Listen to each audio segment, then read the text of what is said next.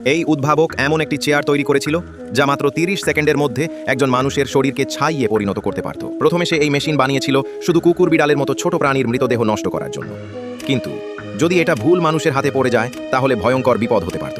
তাই সরকার সেই ডিজাইন জব্দ করে নেয়। কিন্তু এই খবর পৌঁছে যায় শহরের সবচেয়ে ভয়ঙ্কর ডন সাইমনের কানে। গ্যাং ওয়ারের সময় এক রাতের মধ্যেই তাকে 22টা লাশ গায়েব করতে হতো। তাই সে পৌঁছে যায় সেই উদ্ভাবকের কাছে। উদ্ভাবক বলেছিল এই মেশিন শুধু ছোট প্রাণীর দেহ নষ্ট করতে পারে, মানুষের নয়।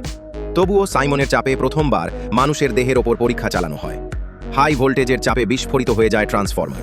তারপর তারা ব্যবহার করে আরও শক্তিশালী জেনারেটর। আর এবার কাজ সফল হয়।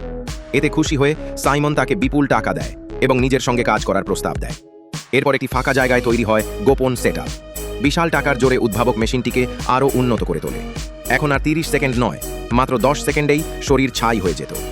প্রতিদিন গাড়ি ভর্তি লাশ আসতো আর সেগুলো একে একে ছাইয়ে পরিণত হতো। সবকিছু ঠিকঠাকই চলছিল,